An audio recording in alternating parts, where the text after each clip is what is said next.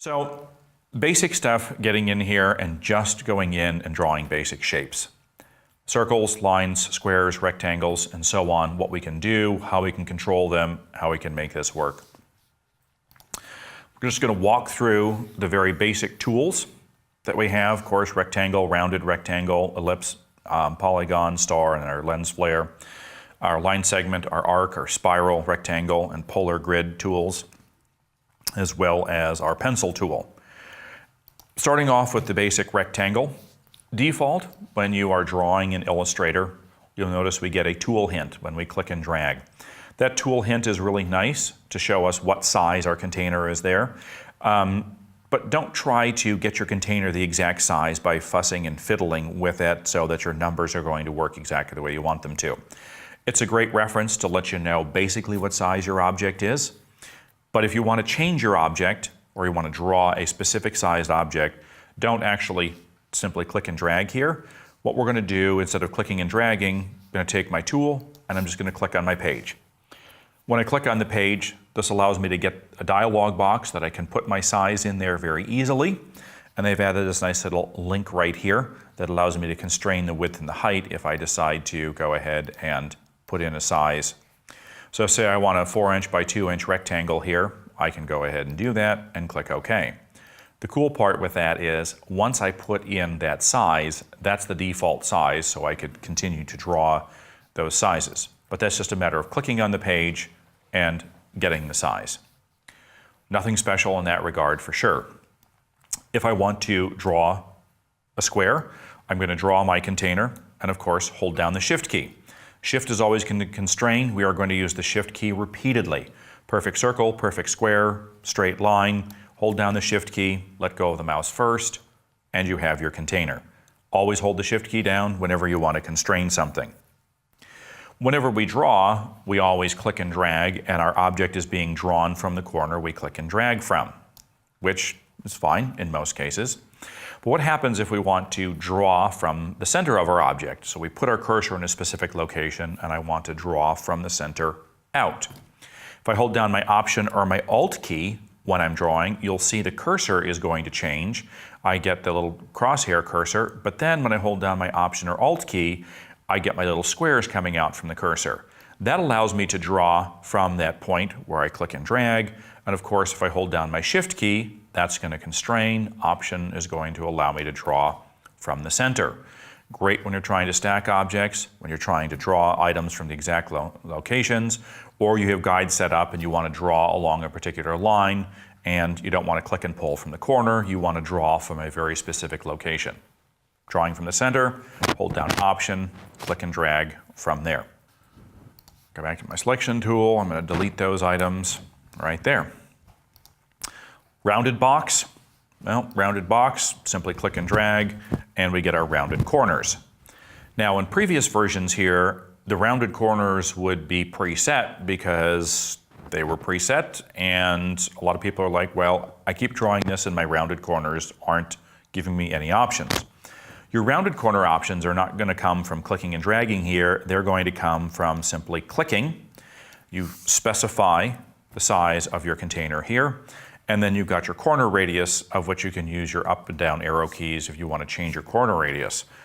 For years, I would have loved to have a preview box where I could check, I could see on screen the size of my corners as I was drawing this, but that never came. It came in the feature of the live corners, or the corner widgets as they now call them.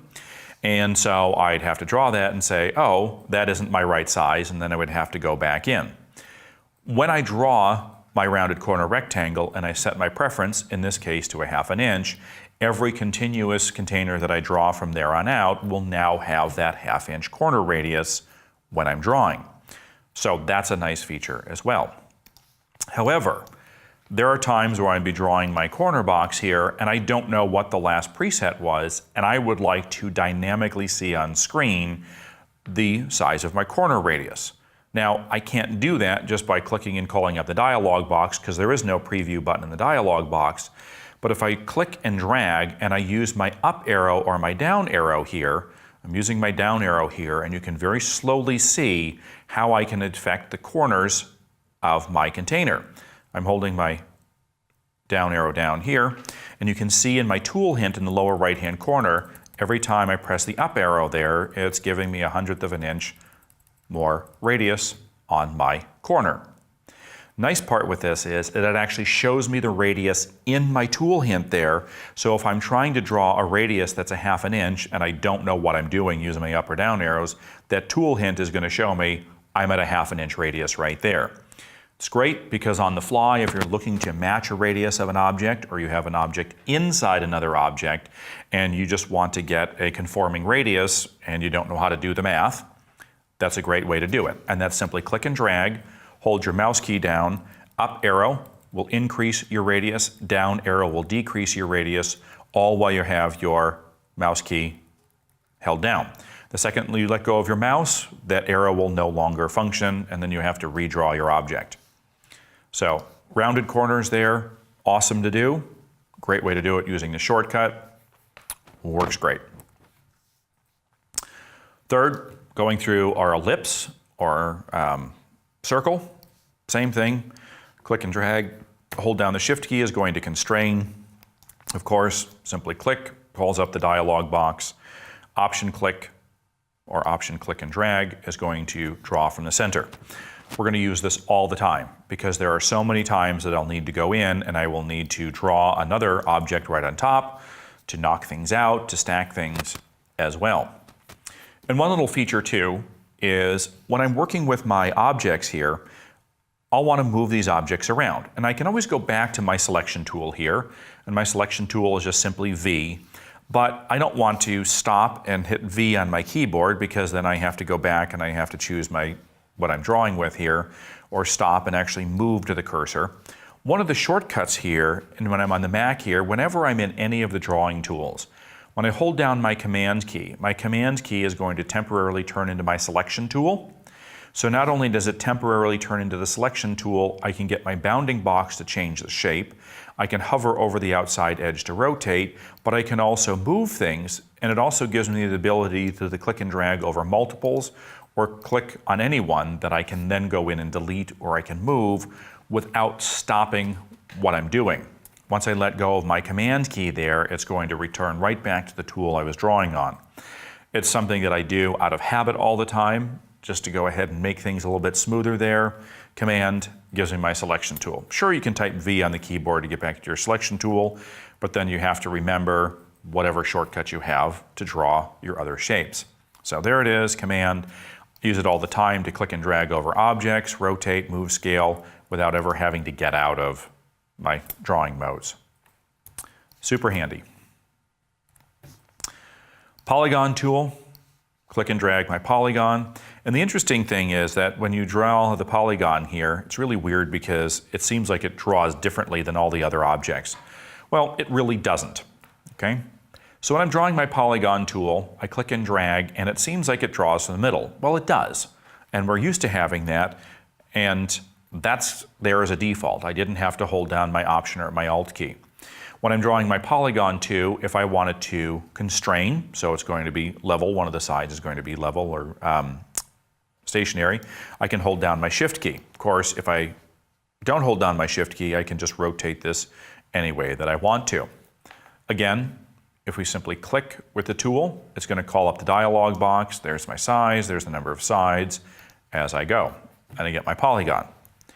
In order to adjust the sides of the polygon while I'm holding down my mouse right there, of course, up and down arrow is going to increase and decrease the sides of my container. Now, the polygon tool, a lot of people think, oh, it's just to go ahead and draw a multi-sided object.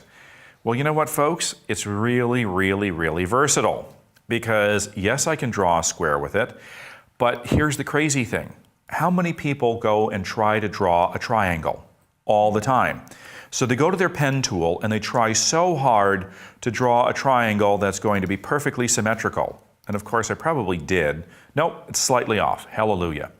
And they try to tweak and fuss with the triangle here and draw it because there is no triangle drawing tool. There is. The triangle drawing tool is the polygon, and it just so happens to be a polygon with 3 sides. So draw your polygon, up and down arrow will control your number of sides, get your triangle right there, hold down your Shift key so that the base is going to be constrained horizontally. Let go of your mouse, and you have yourself a perfect triangle. Don't struggle with a triangle. It's that simple. You have no idea how many people for years try to go in and draw a triangle, or they draw something and they use the convert shape, which we're going to show you. And it's like, no. And people are just like, seriously, it's that simple? And it's like, yes, it's that simple. Just draw a triangle. I know, even Kyle's smiling. Yep, because it's that simple. And it's like, why didn't I think of that? Well, you don't have to. That's why you're taking this class.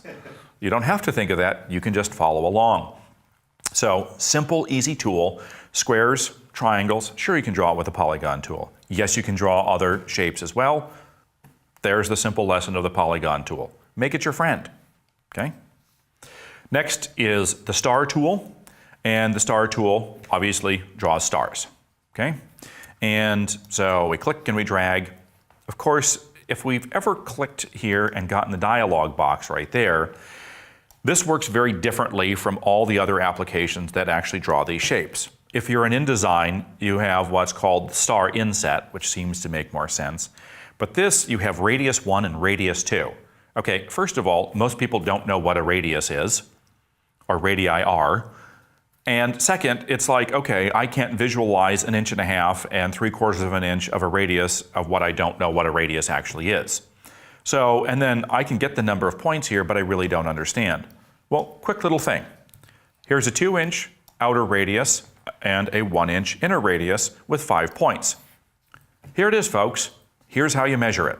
You don't have to be exact, but this is just a generalization here. The outer radius, literally, is if I'm in the center of the star. The outer radius is the outside of my points. That's the outer radius. The inner radius is this right here, where the inside points are going to come together with, and there's my inner radius, okay? Obviously, the smaller the inner radius, the more pointy ones you're going to have. The larger the inside radius, the flatter your star is going to be. So if you want to go ahead and create a star that is going to have very exaggerated points, I'm going to take my star tool, I'm going to click here, and I'm going to create a very small inner radius, which is going to bring those interior points very close in. So if I say 1/4 of an inch, I'm going to get a 5-pointed star. Very much like an automobile company out there. And if you'd like it to make it look like a very expensive automobile, then you can go in and you can just do 3 points, and there you have the other one, okay? So that's how you can go ahead, and in InDesign it's called your star inset. This is just the outside and the inside radius, okay? So the bigger the difference between your outside and your inside radius, the stronger the points are going to be. If you want a very subtle one, like a burst, I'm going to do like 13 sides here, and you want to do something that's going to be like going out of business, you know, or a little medallion or something like that, where you're going to have like a little burst or something like that. You can do multiple sides, and you can have the interior and the exterior radius be very similar, which is going to give you much smaller points. And I know there's people out there saying, oh my gosh, why have I not understood that over all these years? Well, that's the whole point of taking these classes. Make it nice and simple so you can understand it. So that's how you have that. Now, of course, if you make that bold and throw a bevel and emboss on there and an inner outer glow, it's a great 50% off little burst, because with everything in graphic design, if you love it, you got to give it a drop shadow. This can become your new hammer. The lens flare, we don't use. Far too complicated for anything that we're doing. And we're just going to show you what the lens flare is, because it allows you to go in and apply a lens flare on an object. Okay? That's great, but we're not doing illustration here, so yeah. Yes, you can go ahead and you can double click on your lens flare and get all your options and tools.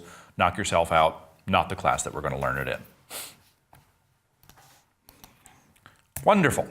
So there's all of our drawing tools, but the one thing that I didn't show you with the star tool is this.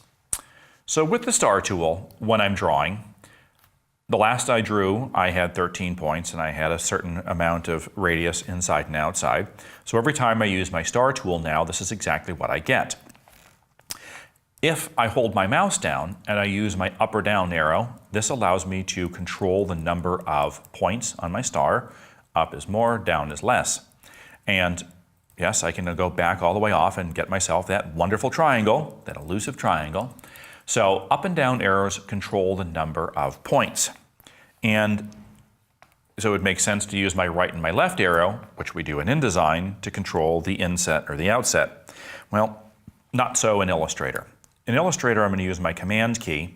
The closer I pull into the center, the inside radius stays where it is, the outside radius then shifts, okay? So Command key, and inside radius stays. Now I have more of a cupcake tin right there. And of course, whatever I have last used, I can now go in and repeat and draw that every single time with that last particular setting. Since you're a graphic designer, which I'm sure most of you are, or a burgeoning graphic designer, you're a visual person. You want to see how it looks on screen. Going in and clicking on a box and setting all the parameters, that's great. I'm not a spreadsheet person, okay? Numbers don't mean anything to me. So this means nothing. I have no idea what this is going to look like, but when I draw and I see up arrow, down arrow, I get the whole more points thing. Command pulls it in really far, and I can also go ahead and flip it. So if I go really far in, then it's the inner radius. If I pull it out, then it's my outer radius that I'm working on. And there's our basic shapes. Yes, Jay? Hey, ready for a quick question? I sure am. So how much of what we're going to be learning in this 2-day workshop is CC concentric, or how much, like if somebody is using Illustrator CS4, is a lot of this going to be applicable? I was going to say about 5% is Creative Cloud specific because of the newer features. 95% is all about Illustrator. Great. And thinking. Yeah. So it's 95% Illustrator, it's 5% brain power. And how much time do you spend? Do you spend time with pencil and paper before you get started in Illustrator sketching out your infographics? I don't. One of the things that I can actually do is visualize things really well in my mind. So I grew up with no television, and we had no television for all of my formidable years. And I read and listened to the radio and records and everything, so I have a very vivid imagination. So generally, if somebody is telling me here's what they want, I've already put a picture together in my head, and my sketching is on screen. And I will go through and do 10, 20, 30, 50 different renditions of icons to kind of get the right flavor, story, narration, everything. And I'm going to show you that process, because when it comes to fonts and colors, how I basically go through and do my casting call of all the actors with that and put on. So this becomes my sketching. And you had talked about best practices before. And I tell this to all my students. I require all my students to sketch in order to get the idea down on paper until they get the tools completely under their belt. And the reason why is because if you start designing in Illustrator and you don't know the tools, you are going to limit your design based on your limited knowledge of the tools. You have to sketch it out. If you are not really strong with Illustrator, you will fumble over this stuff and you will not be able to design what you want to because you don't know the tools that can get you there. If you sketch it out and then you try to work to build that sketch, you're going to learn a whole lot from that. As you get better, then you can go and you can sketch and build as you want to. To me, it's a whole lot faster, but there's always stuff going on in my brain all the time.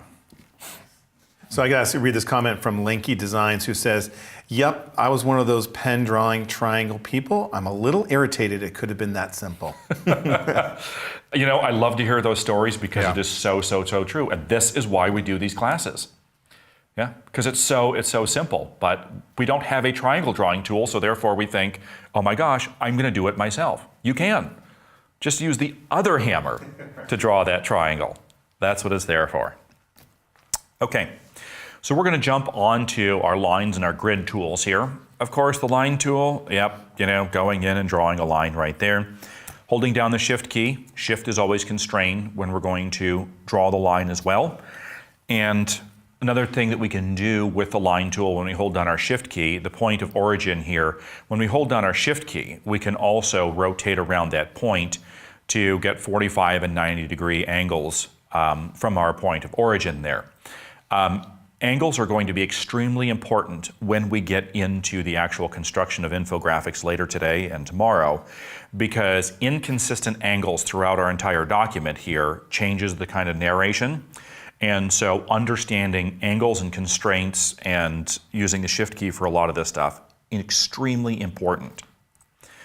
Another thing when we're drawing lines, of course, you can simply click. You can go ahead and do your length. You can control the angle right here, which is quite nice. If I want to do everything at a 30-degree angle, this is a really quick and easy way to do it. Instead of drawing the line and then trying to rotate it in position, I'm just going to draw the line at a 30-degree angle, and I can choose that and click OK.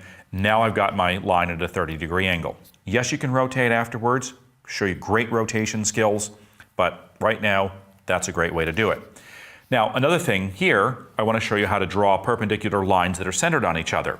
So I've got my line, I've got my center point, and I want to then go and draw a line right from the center. And you can see with my smart guides, I'll show you that too, I would like to draw another line that's going to be perpendicular to this right in the middle. Of course, drawing from the center, I'm going to hold down my Option or my Alt key, and then hold down my Shift key, and this allows me to put it right in the center, draw from the center, so I have equal lengths, top, bottom, left, and right when I'm drawing those two little crosses.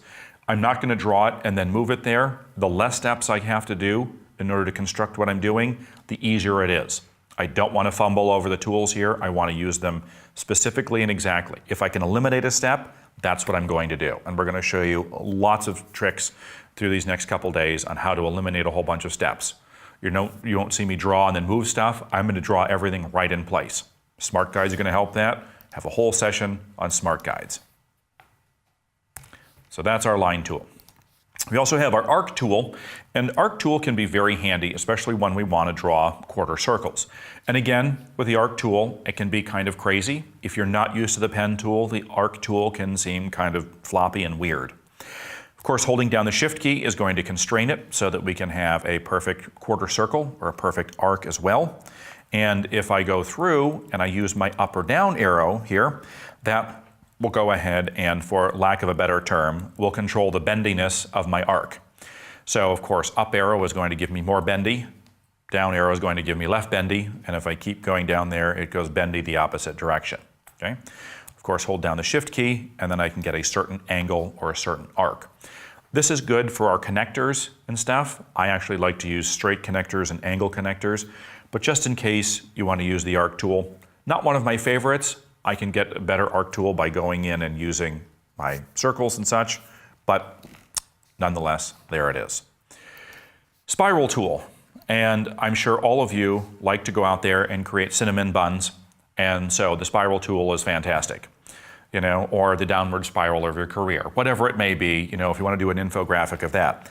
But I'm going to show you a really cool thing on how to create rolled paper with this little spiral.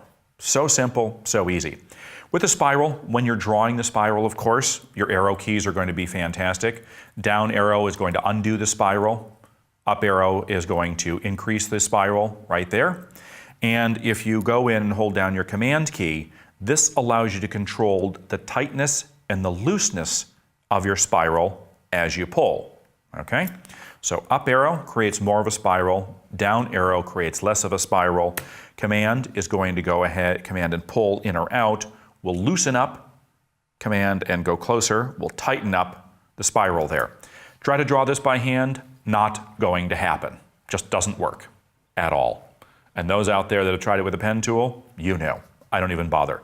So the spiral tool doesn't seem like something that's that useful. I'm going to show you how cool it is. Because you want to do a carpet, or you want to do a rolled paper or something like that, so easy to do. This is going to be your hammer, folks. I can guarantee this. Once I show you this, everyone's going to try this. In order to call up the dialog box for the spiral as well, simply click, and it tells you the radius and the decay amount. Okay, so trying to understand the decay. It has nothing to do with the spiral there. The decay is basically how fast or how slow it's going to come together. The decay rate's going to happen a lot faster when you have it spiraling tighter, whatever. Visual reference here, whole lot easier to do on screen rather than use the dialog box. And then you also have the ability to flip them opposite directions while you're drawing as well. Again, whatever you set here, that's going to be your preference for all your other styles as you go. So you don't normally think of a spiral as radius, decay, and segments there. You think of it as tight or loose and how big. So there it is. Same with the arc tool. If you simply click with the arc tool, it calls up a whole bunch of crazy stuff here, and it becomes like this scientific paper on how the whole thing works. It's a quarter of a circle, folks. So it's a lot easier to see online to understand concave, convex, X, Y axis, all that other stuff. I just want to show you there. I don't use it, but it's there if you want to. So spiral can be really fun. Then we have our rectangle grid tool. And this we draw and we have our grid structure. Great for creating boxes, sections, tile floors, things like that. When we draw our grid, of course, we hold down our shift key. That's going to constrain it perfectly to a square. Up arrow are going to give you rows. Right arrow is going to give you columns. Of course, left arrow will take the columns away. Down arrows will take the columns out as well. And hold down the option key allows you to draw from the middle. Great way to do a grid structure. This is not how I actually create a grid structure. We're going to show you a different way to create a grid structure, but this is literally just a grid drawing tool right there. Of course, simply click on the page to call up your dialog box, your width, your height, your dividers here. It definitely makes it look a whole lot more interesting. And of course, you can skew the things one way or another so that you get a segregated and a stepped kind of grid right here. I'm going to show you that. So generally, everything's going to be balanced right in the middle here. But if I want to do a stepped kind of grid, say I have 8 lines and I want to be able to skew them so we have greater distance and it starts to break down half every single time, I can do a grid structure that kind of gives something like this. Have I ever used it? No, but it's cool nonetheless, because if you try to do that mathematically, it's very difficult. But you can. And that's just by clicking on the box and then setting your dividers there. 0%, it's going to divide everything equally as you go. And then your polar grid tool. I have no idea, polar grid. It looks like some little fan right there. And of course, up arrow is going to create the number of concentric rings. Ever want to draw a spider web? This is the tool to do it with. Up down arrow controls the concentric rings. Right and left will go ahead and draw the dividers. Now, this tool is really cool if you want to do circular infographics. And I'm sure you've seen infographics that actually have concentric rings that stop at certain points to show certain distances over time, or heat, or travel, whatever it may be. And this is one of the tools that we can work with. A little bit tricky at times, but if I'm going to create several concentric circles here, I can use this, and it will also divide it up into sections. I'll show you how to do pie-shaped sections as well, how to give it dimension, but this is one of the ways you can create concentric circles. You also can create concentric circles and not have any center divider rings in there.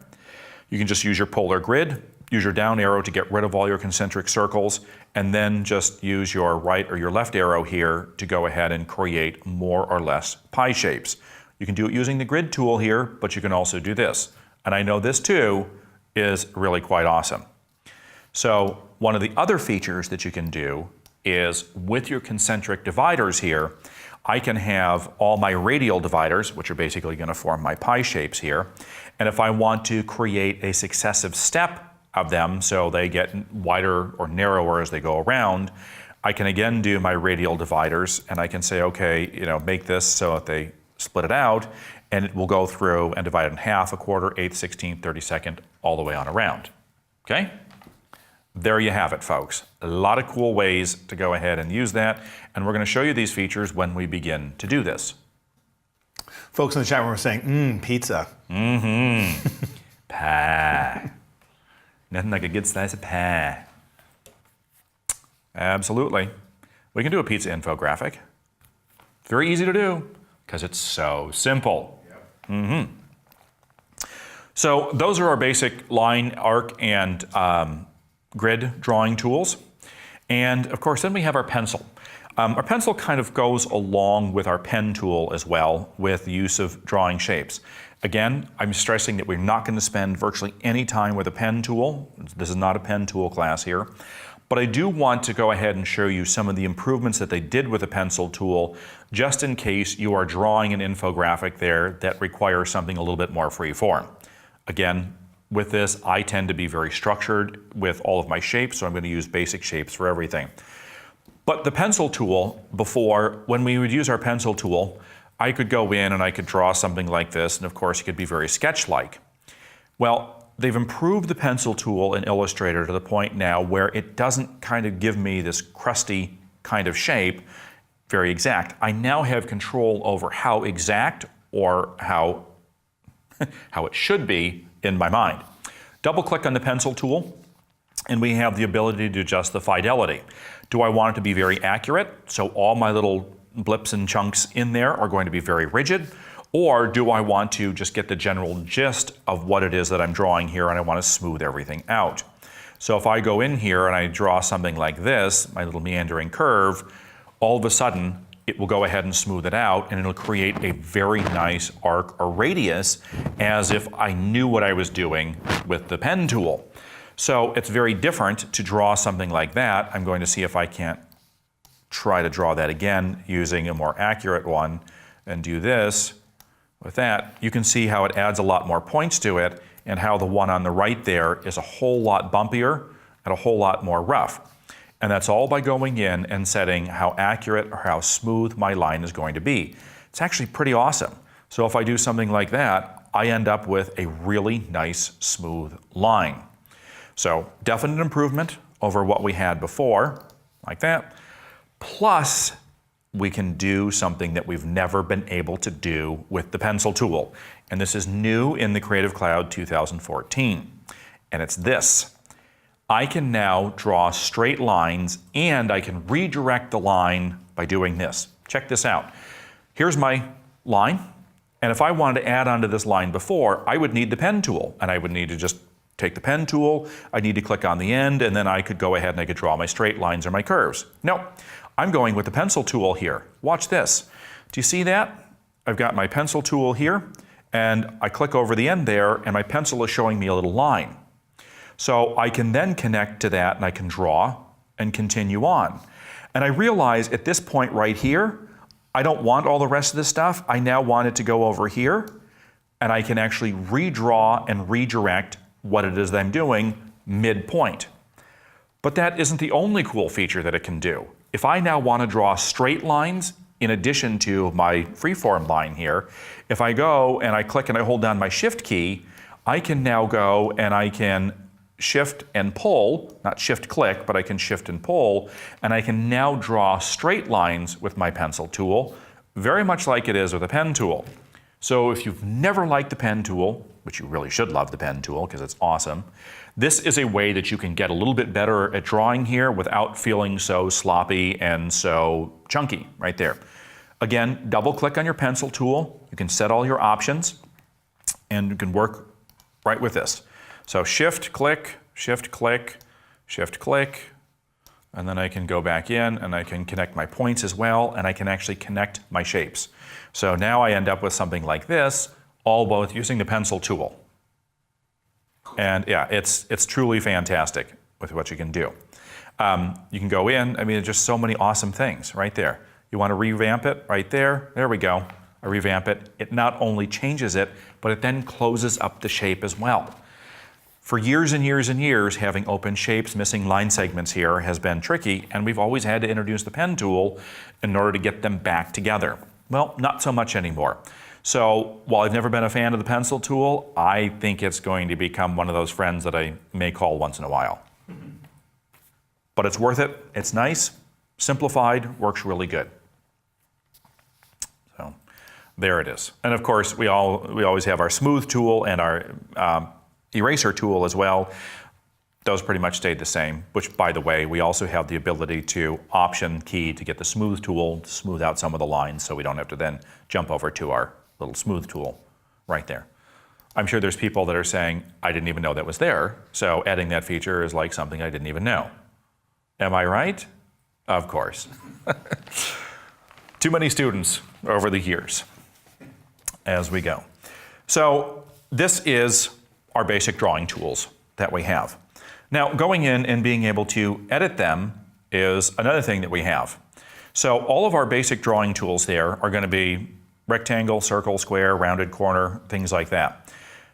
One of the things that they now do in the Creative Cloud 2014 update, I'm going to show you this, when I go in and I draw my rounded corner rectangle tool and I click and drag, the transform dialog box automatically pops up. Okay? And if I close that and I get rid of the box there, I do that, it pops up. That's a new preference there, because what they're trying to do is they're trying to get you to really use these features. So when I draw my container size here, and I want to edit my container size, whether it be a rounded corner, rectangle, or anything else, you'll notice that we have different pull handles on our objects now too. Pull handles they wanted to make so it's a little bit easier to see and grab the pull handles. But also too, I can always call up my transform to go in and of course change the width and the height of my object as well. Now if the transform isn't up there, I can always go up into the link in the control bar and I can simply click on that, which is going to give me a shorter version of the transform panel right there, if I so choose. So with the width and the height, I can very easily change, and I can also use my tab key to jump through all of the fields here. Again, I'm trying to make these things simple. I'm not going to stop, take my mouse, highlight the field right there. I simply use my tab key, and when I'm done, I hit return, and I can resize the object. I can now go in and use my transform here and be able to use my corners right here as well. The biggest problem we had before on older versions of Illustrator was anytime we drew a rounded corner rectangle, and I had something like this, and I'd have a rounded corner rectangle, when I would then go try to change the size of this, and this is any older versions other than the Creative Cloud versions, if I wanted to change the size of this, every time I change the size of my rounded corner rectangles, I would then squish the corners. So I would have to specifically draw the size of the container with that radius of corner, and anything that I did, especially if I scaled the whole thing, all my corners got smaller. If I scaled it larger, they got larger. If I squished it one way or another, I now have flat corners. And I have seen this all over on websites and layouts, because somebody did an Illustrator and we never had the ability to do the rounded scalable corners. So with those rounded scalable corners comes the ability to size it any way that we want to, but this is a very common issue with being able to do rounded corners, and I know people online have had this issue. So of course, going in and being able to edit our shapes here freely, other than just using our selection tool and getting our grab handles here, is very important. So when we do our rounded corner rectangles with the Creative Cloud, we see that we have our ability to get our little pull handles, and we've got our pull handles in here, and now we have what is called our little corner widgets. And this works a little bit differently than the other version of Creative Cloud. Now, if you have the Creative Cloud, chances are you have already upgraded to this, so that feature in the past version of Creative Cloud was very short-lived. Okay? So now with our widgets here, we can go into our transform and control the size of our corners and as we go. If we go in and we are going to be scaling our objects here, this allows us to scale the corners as we go.